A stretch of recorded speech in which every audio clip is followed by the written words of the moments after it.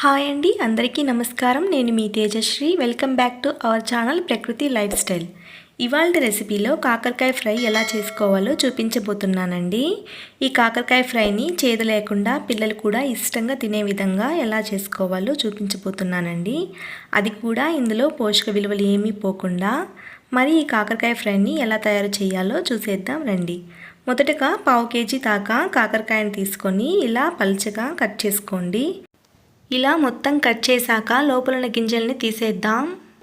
ఇలా అన్నింటినీ కట్ చేశాక ఒక బౌల్లోకి వాటర్ తీసుకొని అందులోకి 1/2 స్పూన్ దాకా ఉప్పు వేసుకొని కాకరకాయలను అందులో 10 నిమిషాల పాటు నానబెట్టుకోండి. 10 నిమిషాల తర్వాత కాకరకాయల్లో నీళ్ళు లేకుండా శుభ్రంగా వడగట్టుకొని ఒక బౌల్లోకి తీసుకోండి.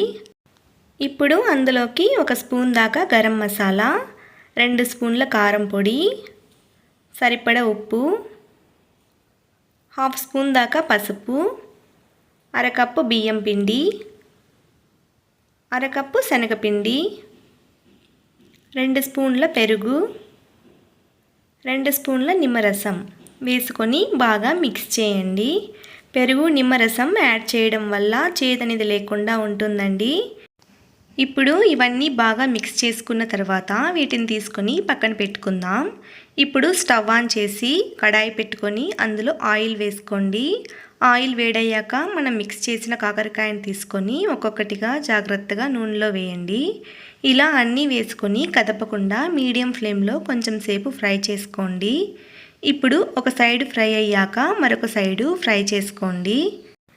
ఇప్పుడు చూడండి, ఇలా నురగనేది పూర్తిగా తగ్గిపోయిన తర్వాత ఫ్రై అయిందని అర్థం అండి. ఇలా ఫ్రై అయిన వాటిని తీసుకొని పక్కన పెట్టుకుందాం. ఇలాగే మిగిలిన కాకరకాయలను కూడా జాగ్రత్తగా వేసుకొని ఫ్రై చేసుకుందాం. ఎక్కువసేపు ఫ్రై చేసుకుంటే కనుక క్రిస్పీగా ఉంటాయండి. ఇలా అన్నింటినీ ఫ్రై చేసుకున్న తర్వాత స్టవ్ ఆఫ్ చేసుకుందాం. ఇప్పుడు ఒక పిడికెడు కరివేపాకు తీసుకొని ఆయిల్లో ఫ్రై చేసుకుందాం. ఈ కాకరకాయ చిప్స్ అనేది 10 రోజుల వరకు కూడా స్టోర్ చేసుకోవచ్చండి. మనం ఎంత బాగా ఫ్రై చేస్తే అన్ని రోజుల వరకు నిల్వ ఉంటాయండి. చూడండి, చాలా క్రిస్పీగా కరకరలాడే కాకరకాయ ఫ్రై రెడీ అయిపోయిందండి. మీరు కూడా ఒకసారి ట్రై చేసి ఎలా ఉందో నాతో షేర్ చేయండి. ఎక్కువసేపు ఫ్రై చేస్తే ఇలా క్రిస్పీగా రెడీ అవుతాయండి. ఈ వీడియో కనుక మీకు నచ్చినట్లయితే లైక్ చేసి సబ్స్క్రైబ్ చేసి మీ ఫ్రెండ్స్ అండ్ ఫ్యామిలీతో షేర్ చేయండి. Thank you for watching. మరొక రెసిపీతో మళ్ళీ కలుద్దాం.